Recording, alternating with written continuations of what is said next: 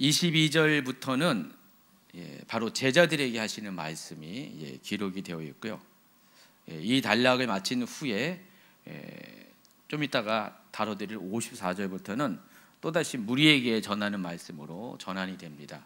그러니까 지난 강의에 있는 재정과 관련된 가르침이 시작되는 22절부터 53절까지는 대상이 누구라고요? 제자들이에요. 제자들. 그러니까 그 전에는 일반 청중들에게, 무리들에게 말씀을 전했다가, 그리고 53절까지는 제자들에게 말씀을 전하고 54절부터는 또다시 대상이 바뀌어서 무리들에게 전합니다. 자, 그래서 누가복음 12장 22절에 보니까 또 제자들에게 이르시되 그러므로 내가 너희에게 이르노니 너희 목숨을 위하여 무엇을 먹을까, 몸을 위하여 무엇을 입을까 염려하지 말라. 또 누가복음 12장 50절에는 또 무리에게 이르시되, 이런 식으로 구분이 되어 있다는 것을 여러분이 머릿속에 좀 기억을 하시기 바랍니다. 따라서 이 단락은, 오늘 다뤄드린 단락은 이 가르침의 대상이 무리들이기 때문에, 제자들이기 때문에 무리들을 대상으로 전하는 말씀보다는 다소 단단한 내용이 들어있음을 전제하고 들어야 한다는 것입니다. 그래서 그 중에서 22절부터 34절까지는 지난번에 강의에서 다뤄드렸고, 개정과 관련된 강의 다뤄드렸고, 오늘은 35절부터 53절을 먼저 다뤄드리는데, 이 단락은 모두 또 두 개로 나눌 수가 있어요. 그래서 35절부터 48절은 마지막 때를 준비하는 종에 대한 이 가르침이 기록되어 있고, 또 49절부터 53절은 예수님께서 이 세상에 오신 목적에 대해서 기록이 되어 있습니다. 그리고 또 35절부터 48절은 또다시 또 세분화될 수 있어요. 그래서 두 개의 비유가 등장합니다. 그래서 공통점이 있는데, 두 개의 비유가 종에 대한 비유와 청지기에 대한 비유인데, 이 비유도 동일하게 주인과 관련된 상대방이라는 그런 공통점을 갖고 있어요. 한 사람은, 한 상대방은 종이고 한 상대방은 청지기. 이 차이가 있지만은 주인과 종 또는 청지기의 관계라는 그런 공통점을 가지고 두 개의 비유가 들어가 있습니다. 35절부터 40절에는 깨어서 집주인을 기다리는 충성된 종의 비유가 등장하고, 41절부터 48절은 선한 청지기와 악한 청지기의 비유가 설명되고 있습니다. 자, 그래서 먼저 첫 번째 비유인 종의 비유를 35절부터 40절까지의 말씀인데 읽어주시기 바랍니다. 허리에 띠를 띠고 등불을 켜고 서 있으라. 너희는 마치 그 주인이 혼인집에서 돌아 문을 두드리면 곧 열어주려고 기다리는 사람과 같이 되라. 주인이 와서 깨어있는 것을 보면 그 종들은 복이 있으리로다. 내가 진실로 너희에게 이르노니 주인이 띠를 띠고 그 종들을 자리에 앉히고 나와 수종들리라. 주인이 곧 2경이나 혹 3경에 이르러서도 종들이 그같이 하고 있는 것을 보면 그 종들은 복이 있으리로다. 너희도 아는 바니 집주인이 만일 도둑이 어느 때에 이를 줄 알았더라면 그 집을 뚫지 못하게 하였으리라. 그러므로 너희도 준비하고 있으라. 생각하지 않은 때 인자가 오리라 하시니라. 또 다른 비유가 41절부터 48절까지 등장하는데, 이 부분도 쭉 읽어주시기 바랍니다. 베드로가 여짜오되 주께서 이 비유를 우리에게 하심이니이까 모든 사람에게 하심이니이까. 주께서 이르시되 지혜 있고 진실한 청지기가 되어 주인에게 그 집 종들을 맡아 때를 따라 양식을 나눠줄 자가 누구냐. 주인이 이를 때 그 종이 그렇게 하는 것을 보면 그 종은 복이 있으리로다. 내가 참으로 너희에게 이르노니 주인이 그 모든 소유를 그에게 맡기리라. 만일 그 종이 마음에 생각하기를 주인이 더디어 오리라 하여 남녀 종들을 때리며 먹고 마시고 취하게 되면 생각하지 않은 날 알지 못하는 시각에 그 종이 주인에 이르러 엄히 때리고 신실하지 아니한 자의 받는 벌에 처하리니, 주인의 뜻을 알고도 준비하지 아니하고 그 뜻대로 행하지 아니한 종은 많이 맞을 것이요 알지 못하고 맞을 일을 행한 종은 적게 맞으리라. 무릇 많이 받은 자에게는 많이 요구할 것이요 많이 맡은 자에게는 많이 달라 할 것이니라. 나중에 한번 여러분 요거 이렇게 정독하셔가지고 좀 더 주의 깊게 한번 읽어보시면 좋겠어요. 한 두세 번 읽어보시면 좋은데 이게 지금 읽을 시간이 없으니까 그래서 일단 두세 번 읽은 것을 전제로 하고 이 부분을 좀 비교해 드리도록 하겠습니다. 지금 이제 수요일날 강의는 뭐 한 부분을 이렇게 집중적으로 설명해 드리는 게 아니라 전체적인 그 내용 파악을 단락을 중심으로 내용 파악을 할 수 있도록 도와주는 거기 때문에 전체적인 그 맥락에서 지금도 그와 같은 방식으로 설명을 하겠습니다. 자, 이 두 가지 비유들은 공통점이 있습니다. 첫 번째는 아까 말씀한 것처럼 이 두 가지 비유가 주인이 같은 사람이에요. 같은 분입니다. 누굴까요? 예수님이세요. 근데 첫 번째 비유에서는 그 상대방 주인공이 종으로 나와 있고, 두 번째 비유에서는 청지기로 나와 있는데, 종이나 청지기나 공통적으로 누구를 상징하냐면은 하나님의 일꾼을 상징합니다. 보통 여러분이 하나님의 일꾼으로서 자기 자신을 종 또는 청지기로 많이 여러분이 인식을 하고 있고 그렇게 부르고 있잖아요. 그래서 하나님의 일꾼과 지금 예수님과의, 주인이신 예수님과의 관계를 지금 설명을 하고 있는 것입니다. 자, 그런데 중요한 연결고리가 있어요. 두 가지 비유 모두가 적용되는 시점이 있습니다. 어디와 관련된 거냐면은 마지막 때와 관련된 거예요. 그러니까 마지막 때에 이르렀을 때 주인이신 예수님과 종 또는 청지기인 여러분과의 관계를 지금 설명을 하고 있습니다. 비유를 통해서. 그래서 여러분이 정말 충성된 종인지 청지기인지를 언제 확인할 수가 있냐? 바로 마지막 때가 이르렀을 때 여러분의 정체가 무엇인지를 확인할 수가 있다는 것입니다. 또 이 비유들은 그와 같은 공통점과 더불어 차별성도 가지고 있습니다. 다른 점이 있어요. 깨어있는 종의 비유는 마지막 때를 깨워서 준비하는 것에 초점이 맞춰져 있어요. 우리가 어떻게 마지막 때를 준비할 수 있는가, 어떻게 깨워서 준비할 수 있는가, 이 부분을 설명하기 위해서 비유가 이렇게 비유가 지금 이렇게 전달이 되는 거고요. 청지기의 비유는 상급과 형벌을 이제 주목을 합니다. 관점이 달라요, 초점이 달라요. 말하고자 하는 그 방향이 좀 다르다는 것입니다.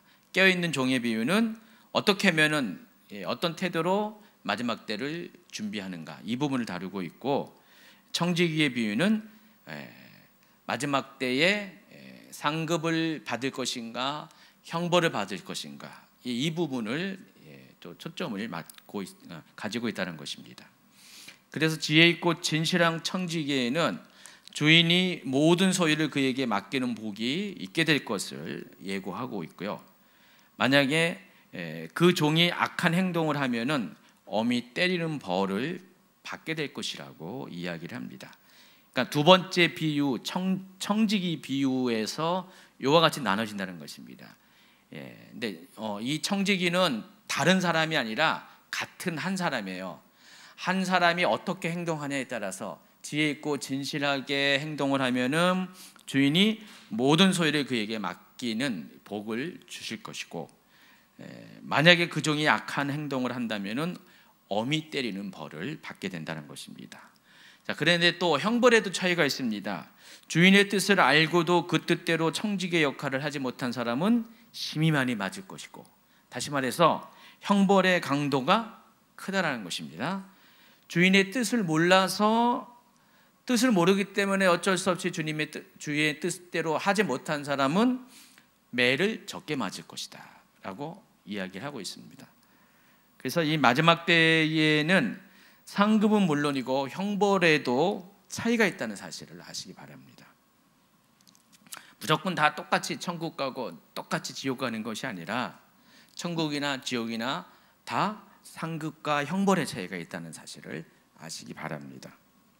또 그것을 정하는 그 주체가 누구냐, 기준이 누구냐, 바로 예수님이시고, 예수님은 무엇에 따라서 상급과 형벌을 정하고 또 상급의 그 크기와 형벌의 강도를 어떻게 정하시냐?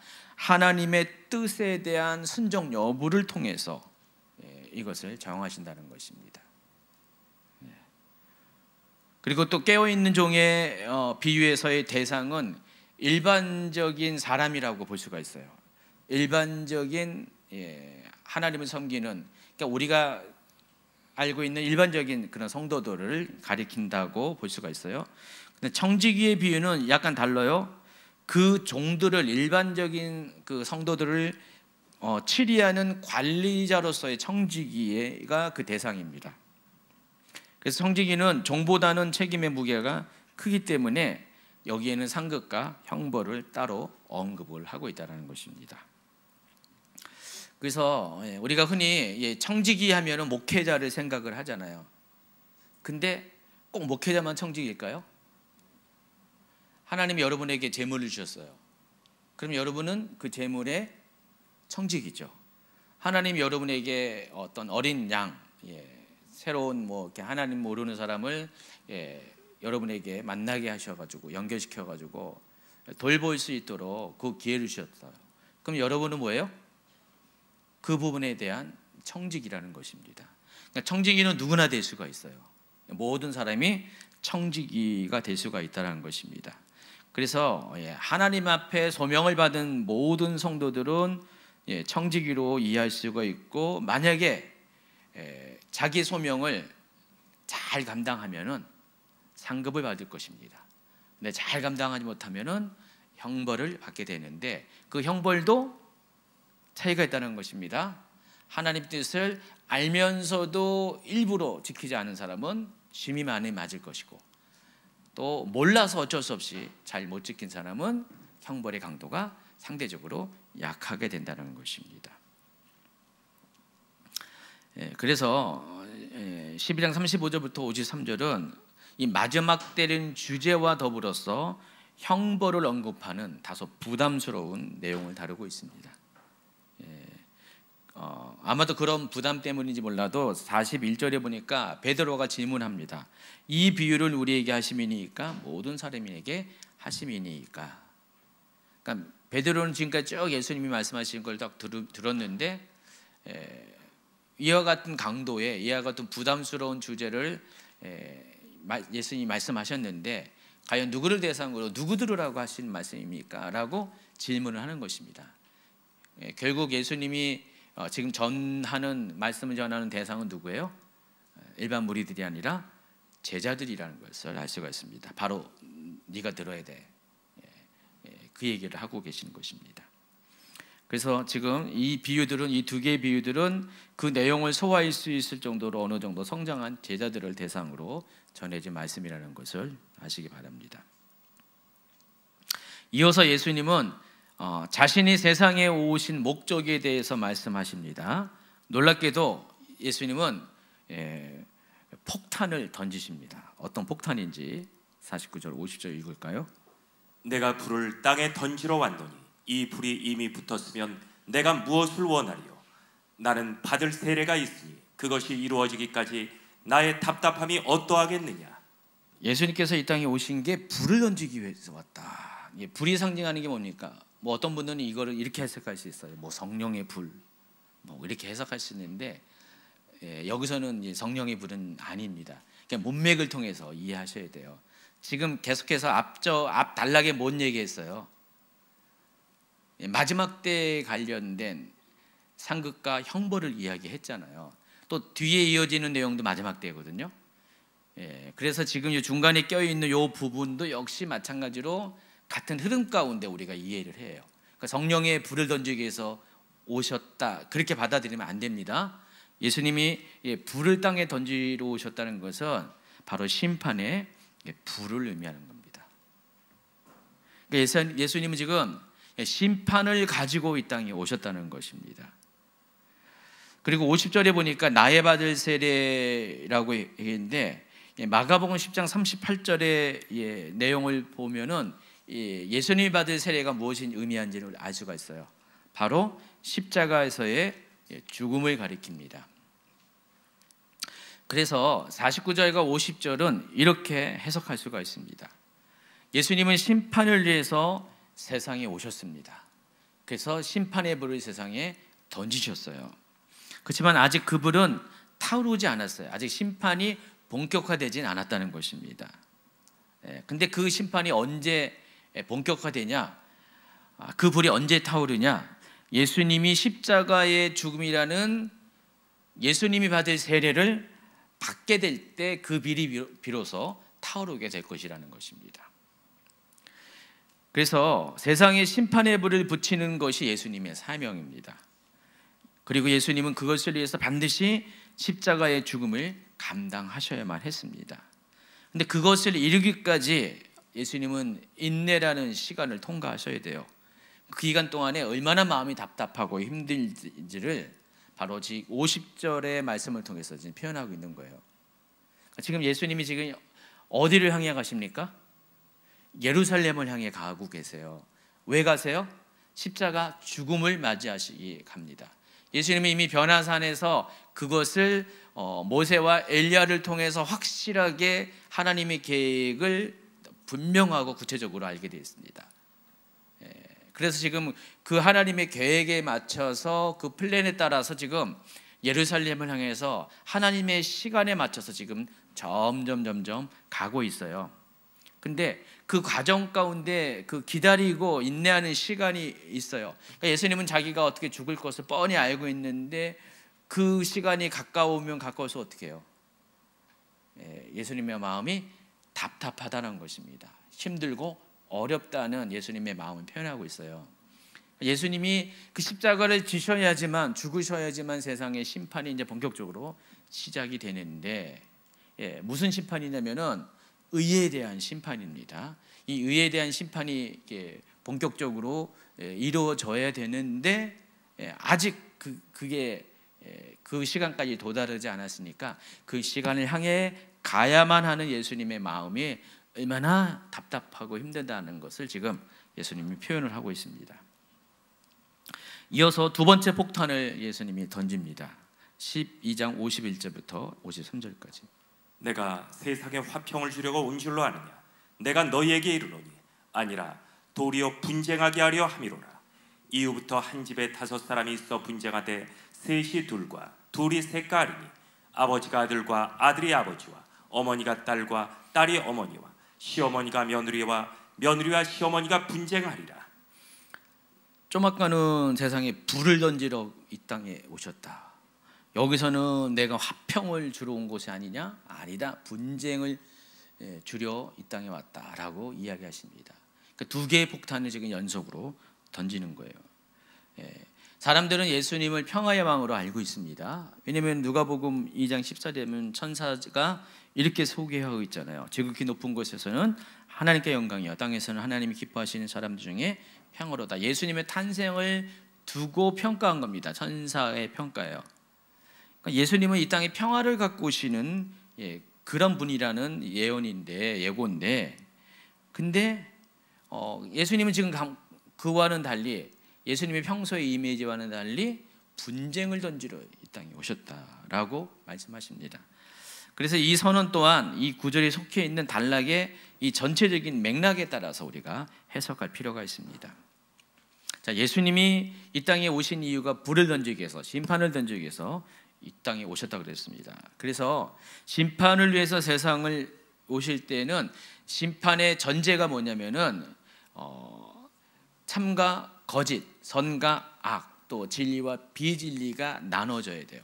여러분 이제 저랑 이제 엔타임 강의 들으신 분들은 알겠지만은 시간이 갈수록 마지막 때가 갈수록 이 세상이 점점 분리되고 있다는 사실을 제가 이렇게 많이 강조한 것 같은데 기억나실는지 모르겠습니다. 그러니까 그 전에는 많은 분들이 회색지대였다가 우리가 주님이 다 가까이 오실 날이 점점 가까울수록 세상은 점점 악해져요. 지금 계속 악해지고 있잖아요. 전에 우리가 경험하지 못했던 아주 극악한 세상으로 우리가 지금 진행하고 있습니다. 우리가 실망을 합니다. 근데 동시에 또 어떤 한 부류는 더욱더 정결하고 거룩하고 하나님을 더욱더 뜨겁게 사랑하는 사람들이 과거보다 훨씬 더 많아졌어요. 점점 극과 극으로 나가고 있어요. 세상의 뭐 정치나 사회적인 기류도 점점 양극화 현상이 일어나고 있는데, 정치적인 것도 그렇고 사회적인 경향도 다 양극화 현상이 일어나는데, 이게 마지막 때를 향해 나아가는 그런 흐름 가운데 필연적인 현상이라는 것입니다. 근데 믿음 또한 마찬가지예요. 불신 또한 마찬가지입니다. 그러니까 믿음과 불신이 점점 극단 양극으로 갑니다. 그렇게 될 수밖에 없는 이유가, 예수님이 세상에 오실 때 양과 염소를 구분해야 되잖아요. 선과 악을 구분해야 되는데, 바로 심판을 위해서는 그와 같은 분리가 필요하기 때문에, 그래서 세상은 점점 더 악해지고 더 거룩해지고 이게 동시에 나타나게 된다는 것입니다.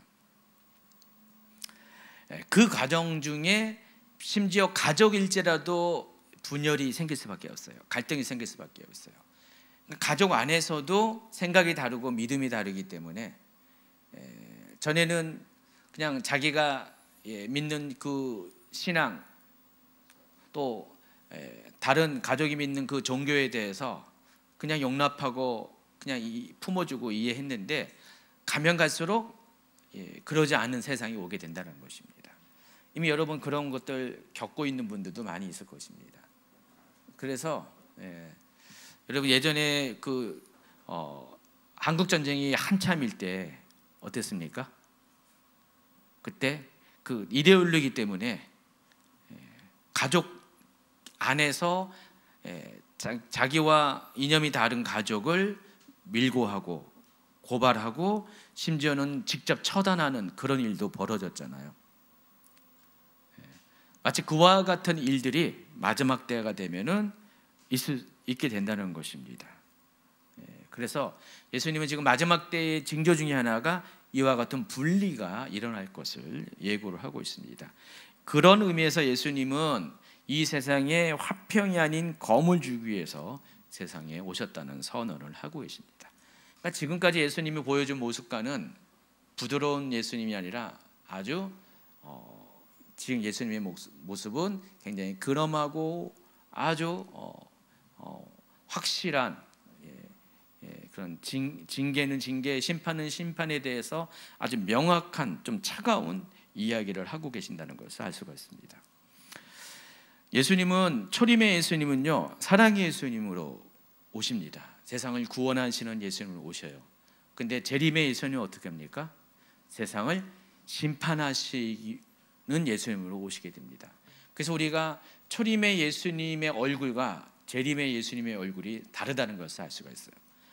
다른 분이라는 게 아니라 그 표정이, 그 느낌이, 시선이 다르다는 것입니다.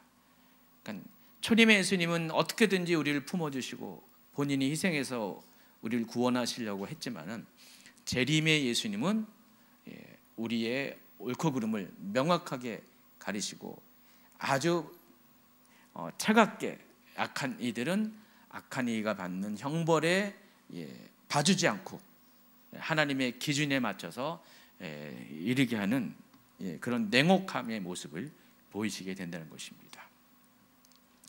지금 예수님은 그와 같은 일이 있을 것을 지금 예고하고 계시는 것입니다.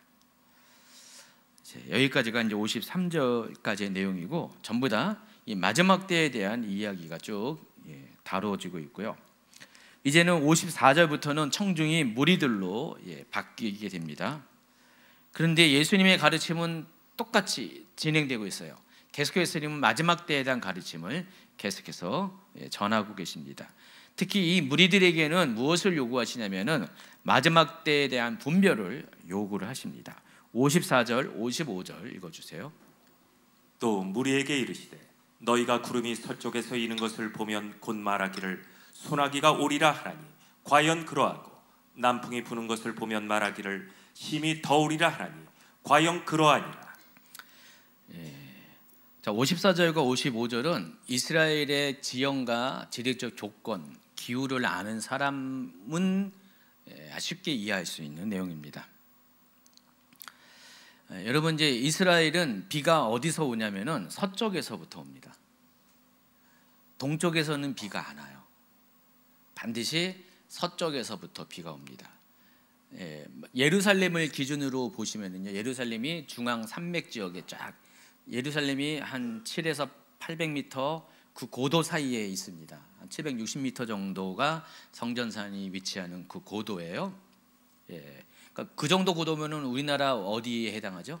한 대관령 정도 되죠. 대관령이 한 800m, 7, 800m 그 정도 되는 그런 고도입니다. 예루살렘이 거기에 있는 거예요. 그래서 비가 올 때는요, 또 동쪽에는 유다 광야가 있고 또 요단 계곡이 있고 너머에는 지금의 그 레바논에 해당하는 그 고원지대, 광야지대가 있습니다. 더 넘어 들어가면은 사막이 있고요. 그래서 이 동편에는 비가 잘 안 와요. 거의 안 옵니다. 그런데 비가 올 때는 서쪽에서부터 와요. 그래서 그 비가 쭉, 여기가 서쪽인가요? 여기가 서쪽인가요? 여러분을 기준으로 해서 이쪽이 서쪽이라고 할게요. 그러니까 비가 오려면은 저쪽 지중해에서부터 구름이 일어야지 비가 옵니다. 그래서 이스라엘 사람들은요, 언제 비가 올지를 기상 레이더가 없어도 그때 당시 다 알았어요. 우리나라는 기상 레이더가 있어가지고 비구름이 올라오는 걸 이렇게 미리 예측하고 어느 시기에 비가 온다고 했는데, 이스라엘은요 굳이 그럴 필요가 없이 눈으로 비가 올 것을 알 수가 있어요. 그래서 서쪽을 딱 봐요. 지중해를 바라보면은요, 지중해 바다에서부터 구름이 보여요. 그게 점점 동진을 해가지고요, 자기가 있는 땅에 딱 도착하면은 비가 쏟아지는 겁니다. 그래서 비가 오는 건 너무나 잘 예측할 수가 있습니다. 그래서 여러분 열왕기상 18장 42절부터 45절에 보면은 그와 관련돼서 어떻게 그 당시 사람들이 비를 예측했는지를 잘 알 수 있는 내용이 기록되어 있습니다. 아합이 먹고 마시러 올라가니라. 엘리야가 갈멜산 꼭대기로 올라가서 땅에 꿇어 엎드려 그의 얼굴을 무릎 사이에 넣고 그의 사안에게 이르되 올라가 바다 쪽을 바라보라. 그가 올라가 바라보고 말하되 아무것도 없나이다. 이르되 7번까지 다시 가라. 7번째 이르러서는 그가 말하되 그 바다에서 사람의 손바닥만한 작은 구름이 일어나나이다. 이르되 올라가 아합에게 말하기를 비에 막히지 아니하도록 마차를 갖추고 내려가소서 하라 하니라. 조금의 구름과 바람이 일어나서 하늘이 캄캄해지며 큰 비가 내리는지라. 아합이 마차를 타고 이스라엘로 가니. 지도를 보시면은요, 그림 보시면은 지금 갈멜산이 바로 이스라엘의 서쪽 해안지대에 가까운 그런 위치에 위치하고 있어요. 그 나중에 제가 이제 홈페이지에 이미 다 올려놨는데 갈멜산의 영상 사진 한번 보세요. 보시면은요, 갈멜산이 어느 정도에 위치해 있는지 알 수가 있습니다. 갈멜산에서 지중해가 보여요. 예루살렘도 보이고 뭐 저쪽 갈릴도 보이고 사해까지는 안 보여도 요단강 쪽 보이고요. 다 보여요. 굉장히 보시면은 두 번째 사진을 보면은 갈멜이 아닌데 갈멜산인데, 이건 제가 찍은 사진이에요. 갈멜산 그 전망대에서 거기 보면은 이제 갈멜산 수도원이 있고 거기 그 2층 위에 옥상에 보면은요, 그게 전망대예요. 거기서 이제 사방을 다 볼 수가 있는데, 여기서 서쪽을 바라본 광경인데, 저기 보시면은 저기 노을이 지죠. 제가 저기 갈 때가 그때 한참 이제 노을이 지는 그 시간대에 갔는데, 저 노을이 지는 게 저희가 바로 바다예요. 그러니까 보면은 시야가 좋으면은 지중해가 보인다는 것입니다. 그러니까 지금 그거예요. 지금 갈멜산 지금 바로 저 위치에서 지금 그 엘리야의 사안이 저걸 보는 거예요. 종이 딱 엘리야가 시켜서 저쪽 갈멜산 꼭대기에 올라가서 지금 저기를 보고 보라 그랬더니 뭐가 있냐, 구름이 있는 거 보냐 했더니 구름이 안 보입니다. 그랬더니 7번 계속 반복해서 올라가서 봤더니 저기서부터 사람 손바닥만한, 실은 사람 손바닥보다 실제는 크겠죠. 근데 멀리서 보니까 아주 조그만 구름이 일기 시작한 거예요. 아 그래? 그러면 좀 있으면 비가 올 것이다 라고 했고요. 실제로 몇 시간 채 안 돼서 저 구름이 이쪽으로 동쪽으로 오면서 결국은 이곳에 비를 뿌리는 그런 사건이 일어납니다. 이게 바로 당시에 사람이라면은 누구든지 다 알 수 있는, 이스라엘에 살아가는 사람이면 누구든지 다 알 수 있는 기상 관측 방법이라는 것입니다. 그래서 예수님은 구름이 서쪽에서 이는 것을 보면 곧 말하기를 소나기가 오리라 하나니 가연 그러하다. 그게 맞지 않냐? 지금 그 얘기하는 거예요. 또 남풍이 부는 것을 보면 말하기를 심히 더우리라. 이 남풍이 의미하는 것은 아라비아에서 이렇게 올라오는 뜨거운 바람입니다. 동쪽에 레바논이 있죠. 그리고 레바논 밑으로 가면은 옛날에 에돔 밑으로 가면은 아라비아 반도가 있습니다. 그래서 바람이 실은 동남쪽이죠. 동남동 쪽이라 해야 되나? 동남쪽 거기서 불어오면은 그 바람은 아라비아에서 불어오는 바람이기 때문에 아주 뜨거운 열풍입니다. 그러면은 바람이 방향이 서쪽에서 오면은 비가 오는 것을 알 수 있고요. 이스라엘 사람들이면은 동남쪽에서 아니면 남동쪽에서 바람이 불어오면은 더위가 오고 있구나, 이런 것을 예측할 수가 있다는 것입니다. 이게 굳이 기상대가 없어도 당시 사람들은 다 알 수 있는 천지를 분간하는, 천지의 기운을 분간할 수 있는 방법이라는 것입니다. 예수님이 이와 같이 이스라엘 사람이면 모두가 알 수 있는 이 지리적 조건에 따른 날씨를 언급하면서 이 마지막 때도 하나님께서 반드시 그와 같이 서쪽에서 바람과 구름을 보내주시는 것처럼, 남쪽에서 뜨거운 열풍을 보내주는 것처럼 하나님은 반드시 마지막 때를 알 수 있는 징조를 보여줄 것이고, 너희들은 그것을 보고 마지막 때를 분별하라, 지금 그 얘기를 하는 것입니다. 그래서 12장 56절에 외식하는 자여 너희가 천지의 기상은 분간할 줄 알면서 어째 이 시대는 분간하지 못하느냐, 이렇게 말씀하십니다. 그리고 57절에는요 또 이런 말씀하세요. 어찌하여 옳은 것을 스스로 판단하지 않느냐. 그러니까 시기에 대한 분별에만 그치는 것이 아니라 스스로 옳고 그름을 분별하고 판단할 것을 요구하십니다. 자, 지금 54절부터는 누구에게 하신 말씀이라고 했죠? 대상이 제자에서 무리들에게 바뀌었어요. 청중이 무리로 바뀌었습니다. 지금 무리들에게, 일반 사람들에게 왜 옳은 것을 스스로 판단하지 않느냐, 이 말씀을 하신 이유가 있습니다. 당시 사람들은요 웬만하면은 자기가 뭐 이렇게 모르고 궁금하면은 그냥 랍비한테 가서 물어보는 게 아주 그냥 밥 먹듯이 하는 행동이었습니다. 그러니까 이때 당시 사람들은 철저하게 랍비 의존형의 사람들이었어요. 그러니까 랍비가 예수님 당시 한 6천 명 정도 이스라엘 전역에 퍼져 있었는데, 그 6천 명이면 굉장히 많은 숫자예요. 이스라엘 당시 인구가 한 100만 명, 100만 명에서 200만 명, 그 정도 될까 말까, 그 정도 인원입니다. 근데 그 비중으로 따진다면 6천 명은 굉장히 많은 숫자죠. 그래서 그 랍비들이 이제 이스라엘 사회 생활의 곳곳에 들어가서 선생 노릇을 하는 겁니다. 그래서 뭐가 궁금하고 그러면은 뭐 옛날에는 선지자에게 갔잖아요. 사무엘 시대 일이 가면 사람이 뭔가 궁금하면 선지자에 가서 물어본다고 했잖아요. 그와 같이 이 시대는 랍비들한테 가서 물어봐요. 선생님, 뭐 이런 일이 있는데, 우리 집에 이런 일이 있는데 뭐 어떻게 처리해야 되죠? 어떻게 할까요? 뭐 그렇게 막 질문을 많이 하고 있습니다.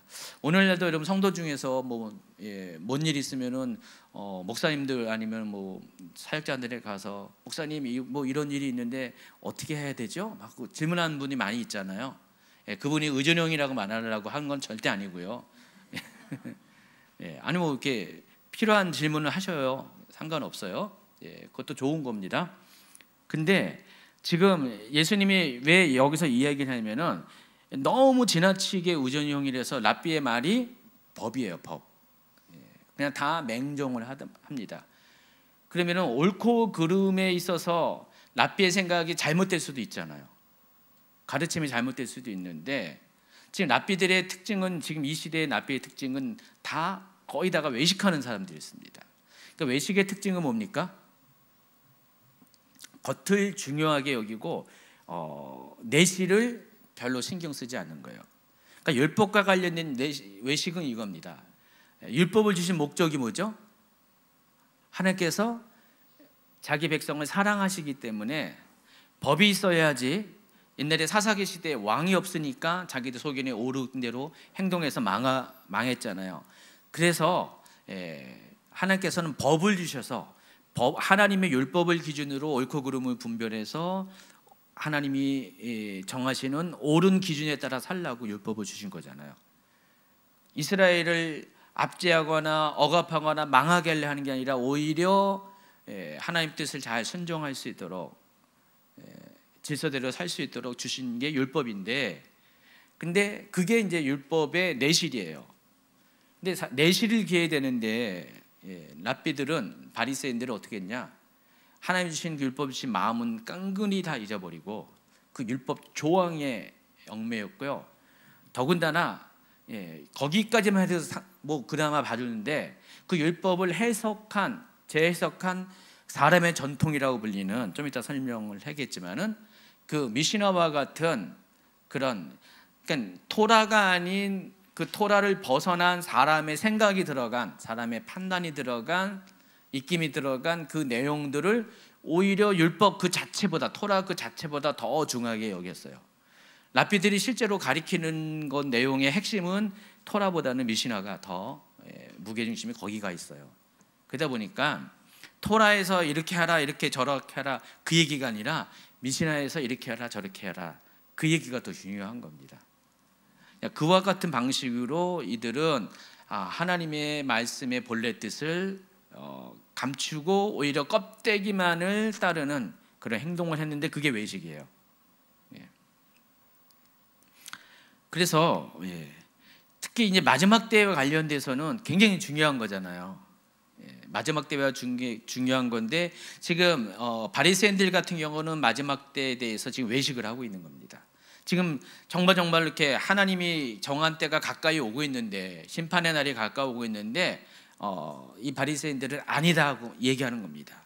계속해서 아니다. 오늘날도 지금 심판이 점점 마지막 때가 지금 좀 가까이 오고 있는데 어떤 사람들은 뭐 전혀 반대 얘기를 하잖아요. 안심해라, 평안하라, 이거 다 미혹하는 거다. 물론 극단적으로 너무 이렇게 문제가 있는 사람들도 있어요. 있는 건 사실이지만은 마지막 때가 가까이 오고 있다는 사실 자체는 다 부인할 수 없는 상식이잖아요. 여러분 마지막 때가 가까워 있다는 거 다 알고 있지 않아요? 그렇죠? 여러분 다 이해하죠? 인식하고 있고 인정하죠? 그렇다면 여러분 스스로 분별해서 여러분이 옳은 대로 행동을 하라는 겁니다. 여러분에게 똑같이. 어느 목사님이 뭐 그냥 구원론과 종말론이 서로 이렇게 동전의 양면처럼 이렇게 서로 같이 가는 거 아시죠? 그래서 이렇게 구원에 대해서 아주 쉬운 구원을 이야기하시는 분들은 이 종말에 대해서도 굉장히 부정적으로 가리켜요. 가령 이런 겁니다.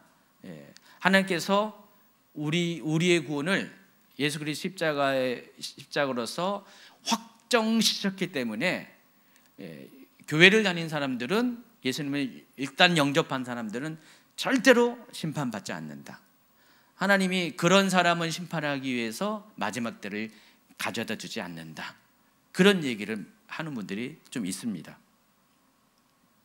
그런데 여러분, 우리가 예수 그리스도의 십자가로 그 하나님의 은혜로 구원받은 건 맞습니다. 그런데 이 구원은 완성을 향해서 나아가는 거잖아요. 우린 구원 받았어요. 이미 구원 받았지만은 하나님 나라가 이미 임했지만 하나님 나라가 또 오는 것처럼 구원도 마찬가지로 완성을 향해서 이미와 아직의 그 사이에 있는 겁니다. 우리 구원도 그런 겁니다. 그래서 우리가 구원을 향해서 구원의 완성을 향해 나아가는데, 자, 이런 개념을 싹 잘라버리고 한번 우리가 구원받으면 우리는 뭔 짓을 해도 다 구원을 받는다. 이게 가장 극단적인 게 구원파잖아요. 옛 영지주의에서부터 온 뿌리를 가지고 있는 구원파가 그런 거고, 구원파보다 못하지만은 거의 근접한 주장을 하는 분들도 있고요. 이런 어떤 신학적인 분포도가 스펙트럼이 좀 달라요. 가지고 구원에 대해서 너무 쉽게 얘기하는 분이 있고 구원에 대해서 너무 어렵게 얘기하는 분이 있어요. 이 다 문제가 많이 있습니다. 근데 여러분은 알아요. 성도들은 알아요. 여러분 구원에 대해서 여러분 양심이, 여러분 안에 있는 양심이 정말 내가 구원을 받을 그런 모습을 갖고 있는가를 여러분 자신이 알고 있습니다. 그렇죠? 아무리 옆에서 누가 뭐라고 해도 여러분 스스로가 알 수가 있어요. 양심이 여러분의 구원을 여러분에게 이렇게 호소를 하고 있습니다. 그래서 그러니까 누구의 말과 누구의 어떤 뭐 그런 거에 의존하지 말고 스스로 판단을 할 것을 요구하고 있습니다. 어떤 것이 옳은 것인지, 무엇인지 옳은 것. 특히 이 달력에서는 마지막 때와 관련돼서 예수님이 그 얘기를 하고 있는 거예요. 지금 마지막 때가 지금 가까이 오고 있는데 사람들은 아니라고 하지만은 이미 너희들은 다 알고 있지 않냐. 이 천지가 이렇게 너희들이 분간하는 것처럼 지금 이 영적인 이 기류도 너희들이 지금 어느 정도 알고 있지 않냐, 느끼고 있지 않느냐. 그걸 가지고 그들의 의존을 하지 말고 아니라고 말하는 그들의 말에 그들을 따르는 게 아니라 너희들 스스로 분별해서 행동을 결정할 것을 이야기를 하고 있습니다. 왜냐하면 구원은 철저히 개인적인 거잖아요. 그 사람 때문에 내가 구원받고 안 받는 게 아니잖아요. 여러분 부모 때문에 자녀가 구원받고 안 받는 게 아니잖아요. 구원은 하나님과 나와의 지극히 1대1의 개인적인 것이기 때문에 구원에 대한 책임은 여러분이 책임지는 거예요. 나중에 가서 할 말 없어요. 그냥 저는요 그냥 부모님이 하라고 했는데, 저는요 목사님이 하라고 해서 했는데, 그거 말이 안 통한다는 것입니다. 부모님이나 목사님이나 또 옛날에 이 랍비들은요 올바른 결정을 할 수 있도록 도와주는 역할을 하는 겁니다. 가이드 역할을 하는데 결정은 여러분이 하는 거죠. 그렇죠? 그래서 이런 의미에서 예수님은 스스로 판단할 것을 말씀을 하고 있습니다. 특히 이 마지막 때와 관련돼서.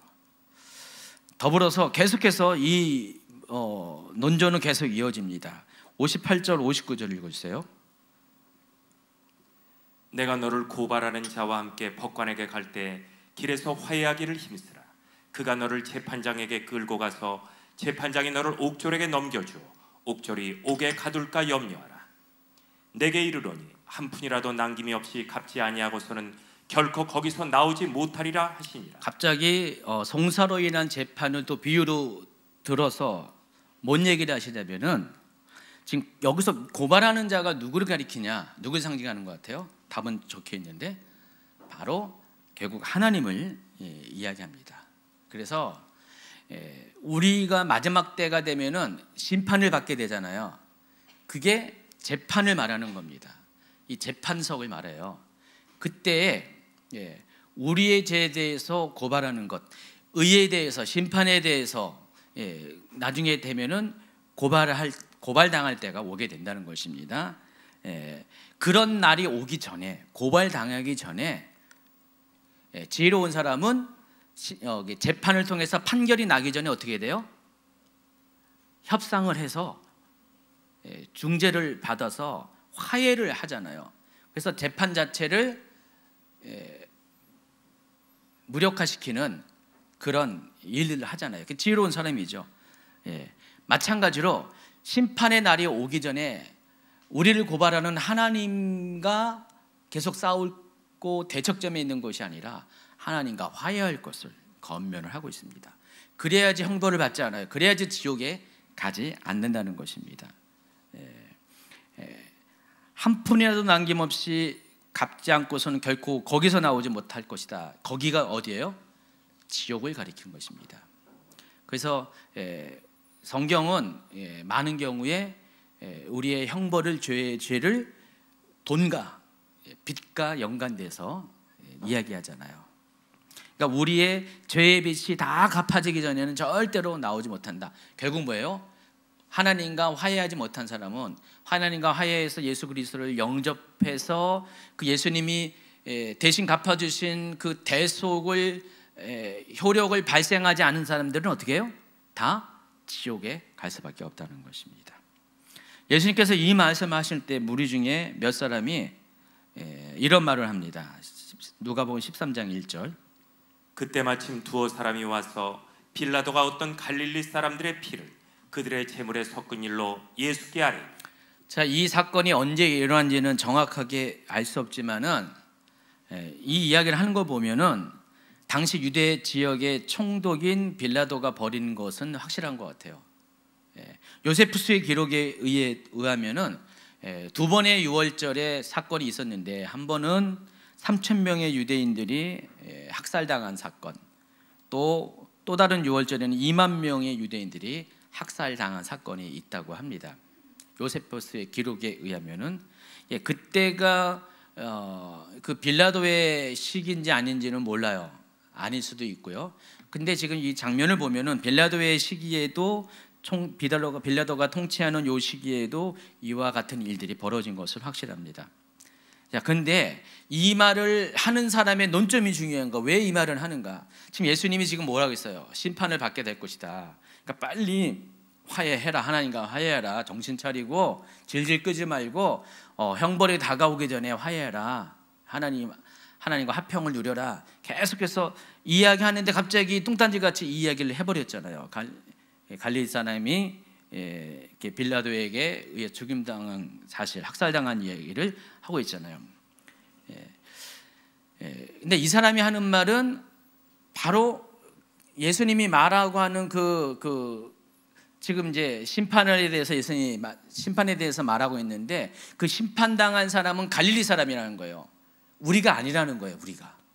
우리가 아니라 갈릴리 사람이니까 그렇게 당한다. 그 얘기를 하고 있는 거예요. 당시 이제 정치 상황을 살펴보면은 갈릴리는 그 반란을 일으키는 사람들이 피신하는 곳이에요. 여러분, 당시 유대 지역을 빼고 나머지는 다 분봉왕들이 다스렸잖아요. 헤롯의 아들들이 다스렸어요. 그들이 비록 유대인은 아니지만은 그래도 로마와는 좀 한 달이 건너뛰었잖아요. 상대적으로 로마의 직접적인 통치를 받는 게 아니에요. 간접 통치를 받아요. 근데 유대 지역만큼은 로마 총독이 직접 다스립니다. 그러니까 여기서 굉장히 문제가 많이 발생합니다. 더군다나 예루살렘 쪽에는 아주 강경한 유대인들이, 극단적인 유대인들이 많다 보니까 이 로마 그 총독과 부딪힌 일이 상당히 많습니다. 그러면 어떻게 되냐? 이 사람들이 도망을 가버려요. 핍박이 들어오면 어디 도망가면 갈릴리로 다 도망갑니다. 그래서 이 당시에 갈릴리는요, 그 바리새파 중에서도 많은 사람들이 갈릴리에 가 있었어요. 그래서 여러분, 예수님이 그 복음서에 보면 바리새인들과 많이 부딪혔잖아요. 근데 대부분의 그 사건은 다 갈릴리에서 일어난 겁니다. 예루살렘이 아니에요. 예루살렘은 여기 사두개인들, 제사장들과 부딪혔지 거의 대부분 이 바리새인들과 부딪힌 것은 예루살렘 바깥에 갈릴리나 또 지금 진행하고 있는 이 베레아 지역에 여기서 많이 부딪혔지 바리새인들은 그 대부분 그쪽에서 그런 문제가 생겼습니다. 그러다 보니까 여기는 지금 요주 인물들이 가득 찼어요. 그러니까 로마 총독의 입장에서는 자기가 직접 다스리는 곳이 아니기 때문에, 거기는 헤롯 안티파스가 다스리고 있는 곳이기 때문에 직접적인 영향력을 행사할 수 없지만은 그러나 직간접적으로도 어떤 영향력을 끼쳐요. 가지고 비록 도망을 갔지만은 협조하에 또 자기들이 원하는 적대 세력을 쫓아가서 잡기도 하고 그들을 잡아가지고 와서 예루살렘에서 처형을 하고 십자가 처형을 하고 이런 일들이 종종 있었다는 것입니다. 지금 이 지역에 사는 사람들은 갈릴리 사람이 아니에요. 지금 여기는 지금 베레아 지역입니다. 이 베레아 사람들의 입장에서 보면은 베레아는 지금 예루살렘에서 동쪽으로 강 건너 사해 건너 쪽입니다. 여리고 건너가 그 지역인데 살펴보면은 갈릴리에 있는 그 반란 세력들이 있기 때문에 그런 심판을 당하는 것이지 우리는 상관이 없다. 지금 예수님이 이와 같이 지금 심판에 관한 이 메시지를 전하니까 그는 나와는 상관없고 저 갈릴리 사람이나 해당하는 것이다 라는 그 얘기를 하고 있는 거예요. 지금 이해하시겠어요? 이 심판은 예수님이 심판 얘기하는데 이거는 우리와는 상관이 없다. 저 갈릴리 놈들이나 받아야 되는 그 심판이다. 그 얘기를 하고 있어요. 우리가 지금 뭐 지역적으로 보면은 각각 지역에 있잖아요. 그러면 그 얘기하면 안 되겠죠. 지역차별. 어느 지역에서 특정한 지역에서 뭐 하면은 그거는 뭐 거기 있는 개들이나 받아야지 뭐 우리하고 상관이 없어. 우리는 안전해. 그와 같은 논리라는 것입니다. 이해하시겠어요? 예수님은 그들의 생각이 잘못되었음을 지적합니다. 2절부터 5절. 대답하여 이르시되 너희는 이 갈릴리 사람들이 이같이 해받음으로 다른 모든 갈릴리 사람보다 죄가 더 있는 줄로 아느냐? 너희에게 이르노니 아니라. 너희도 만일 회개하지 아니하면 다 이와 같이 망하리라. 또 실로암에서 망대가 무너져 치어 죽은 18사람이 예루살렘에 거한 다른 모든 사람보다 죄가 더 있는 줄 아느냐? 너희에게 이르노니 아니라. 너희도 만일 회개하지 아니하면 다 이와 같이 망하리라. 예수님은 두 번에 걸쳐서 3절과 5절에 똑같은 말을 했어요. 너희도 만일 회개하지 않으면 다 이와 같이 망하리라. 그러니까 모든 사람이 회개하지 않으면 마지막 심판 때에 지옥 형벌을 받게 될 것이라는 경고를 하고 있습니다. 시간이 없어서 그냥 바로 지나갑니다. 이어서 예수님은 또 하나의 비유를 가지고 말씀하십니다. 6절부터 9절. 이에 비유로 말씀하시되 한 사람이 포도원에 무화과 나무를 심은 것이 있더니 와서 그 열매를 구하였으나 얻지 못한지라. 포도원 지기에게 이르되 내가 3년을 와서 이 무화과 나무에서 열매를 구하되 얻지 못하니 찍어버리라. 어찌 땅만 버리게 하겠느냐? 대답하여 이르되 주인이여 금년에도 그대로 두소서. 내가 두릅하고 거름을 줄이니 이후에 만일 열매가 열면 좋거니와 그렇지 않으면 찍어 버리소서 하였다 하시니라. 이게 또 비유인데 여러분 이렇게 무화과 나무가 상징하는 게 이스라엘인 거 아시죠? 포도나무도 이스라엘을 상징합니다. 이스라엘 사람들을 상징하는데 여기 이스라엘 상징하는 무화과 나무를 포도원에 심었어요. 지금 이스라엘은 가끔씩 그렇게 한대요. 포도원에 무화과 나무도 같이 교종해가지고 심기도 한다고 합니다. 근데 참고로 무화과 나무는 3년 반 되면 열매를 맺기 시작해요. 그러니까 대부분의 과실수들이 3년 정도면 열매를 맺기 시작하는데 무화과 나무도 열매를 맺습니다. 그런데 만약에 3년이 됐는데 열매를 맺지 못하면은 대부분의 경우 그 이후로도 열매를 맺지 못합니다. 이런 경우 농부는 그런 나무를 과감하게 찍어 없애버립니다. 자, 그런데 여기 상황을 잘 보시면은 이 포도원지기의 역할이 중요합니다. 포도원지기가 일종의 청직인데 이 포도원지기가 주인에게 뭐라고 요청하냐면은 무화과 나무를 대신해 설정하는 겁니다. 주인님 1년만 더 기회를 주세요. 1년만 더 기회를 주셔서 만약 1년 후에도 열매를 맺지 못하면은 내가 먼저 스스로 찍어 버리겠습니다 라고 그렇게 이야기를 하고 있습니다. 예수님은 이 비유를 통해서 알만한 사람들에게 이와 같은 교훈을 주시고자 이 비유를 주신 것입니다. 말씀드린 것처럼 무화과 나무가 이스라엘을 상징하는 건데 무화과 나무인 이스라엘이 열매를 맺지 못한다면은 불에 찍혀 던지는 운명, 곧 지옥에 들어가는 형벌을 받게 된다는 것입니다. 누가복음 3장 8절 9절에 보면은 세례 요한의 전파하는 내용을 통해서 동일한 메시지가 이미 전해졌어요. 그러므로 회개에 합당한 열매를 맺고 속으로 아브라함의 조상이라 말하지 말라. 좋은 열매 맺지 아니하는 나무마다 찍혀 불에 던져지리라. 지금 이 내용이 지금 이 무화과나무의 비유와 내용과 똑같아요. 그래서 열매를 맺지 않는 나무는 쓸데가 없으니까 장작으로밖에 사용하지 못합니다. 그래서 나무를 베어서 쪼개서 불에 집어넣어서 장작으로 사용하는 운명을 맞이하는데, 이게 바로 뭐예요? 지옥 형벌을 의미합니다. 그래서 열매를 맺지 못한다는 것은 뭐예요?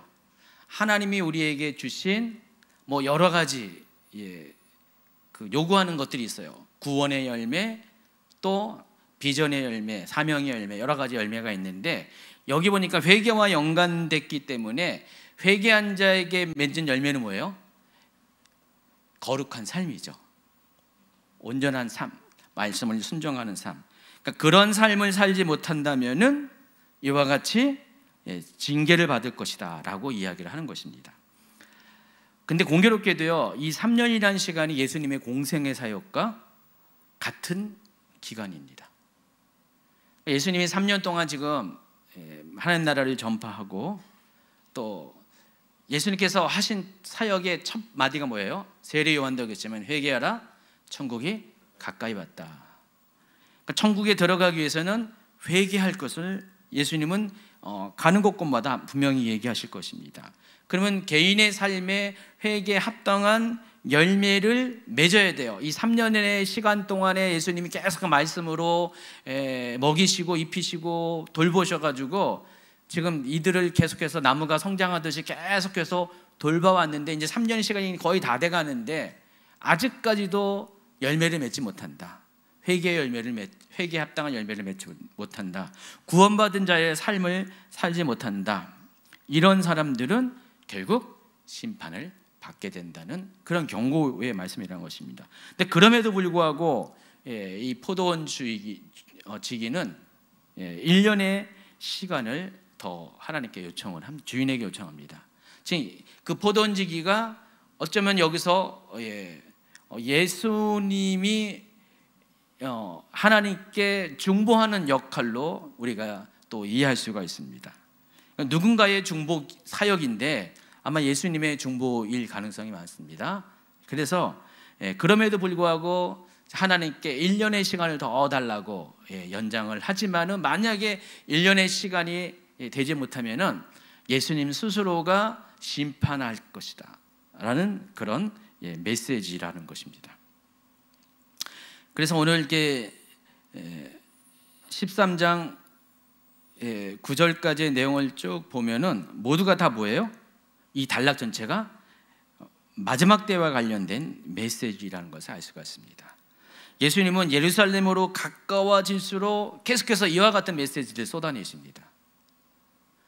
예루살렘 전에는 그냥 일반적인 메시지를, 하나님 나라에 대한 일반적인 보편적인 메시지를 많이 전했는데, 점점 예루살렘에 가까이 오면 올수록 계속해서 이와 같은 강한 어조의 회개를 촉구하고 마지막 심판에 대한 메시지를 계속해서 전하시고 있다는 사실을 알 수가 있습니다. 첫 번째가